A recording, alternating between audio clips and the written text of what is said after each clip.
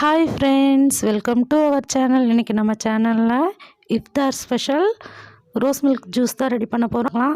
வாங்க வீடியோக்குள்ளே போகலாம். நம்ம சேனலை இது வரைக்கும் சப்ஸ்கிரைப் பண்ணலைன்னா சப்ஸ்கிரைப் பண்ணிக்கோங்க. அப்படியே பக்கத்துலேயே இருக்கிற பெல் பட்டனையும் கிளிக் பண்ணிக்கோங்க.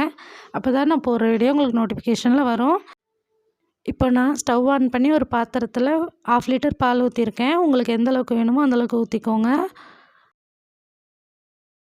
இப்போ பால் நல்லா கொதிச்சு வரட்டும். இப்போ நம்ம சப்ஜா விதையை ஊற வச்சுக்கலாம். சப்ஜா விதை நல்ல உடம்புக்கு கூலிங் தர ஒன்று. அது நீங்கள் எந்த ஜூஸ் பண்ணாலும் அதோட மிக்ஸ் பண்ணி குடிங்க, சூட்டை தணிக்கும்.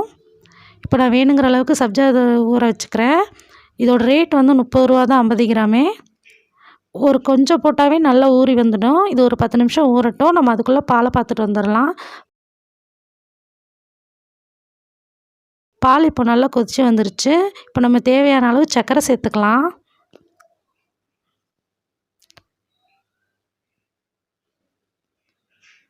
உங்களுக்கு எந்த அளவுக்கு சர்க்கரை வேணுமோ அந்தளவுக்கு சேர்த்துக்கோங்க, டேஸ்ட்டுக்கு ஏற்ற மாதிரி. இப்போ பால் நல்லா ஆறட்டும். ஆறுனதுக்கப்புறம் ரோஸ் மில்க் மிக்ஸ் நான் சேர்த்துக்கிறேன். உங்கள்கிட்ட ரோஸ் எசன்ஸ் இந்த மாதிரி ஏதாவது இருந்தால் அதையும் சேர்த்துக்கோங்க. இல்லைன்னா ரெடிமேட் மிக்ஸ் பவுடர் கூட கிடைக்கிது, அது கூட சேர்த்துக்கலாம். இது ஒரு 3 சொட்டு விட்டு நல்லா கிண்டி விட்டுடலாம்.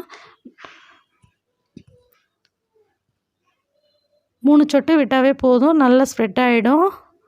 அதுக்கு மேலே விடாதீங்க. இது நல்லா கிண்டி விட்டுட்டு நம்ம சப்ஜா விதை வச்சுருந்தோம் இல்லையா, ஊற வச்சுருந்தோம் இல்லையா, இதோட ஆட் பண்ணிக்கலாம். நல்லா ஊறி வந்துடுச்சு பாருங்கள், உப்பிருச்சு. இப்போ இதை சேர்த்துக்கலாம். நம்ம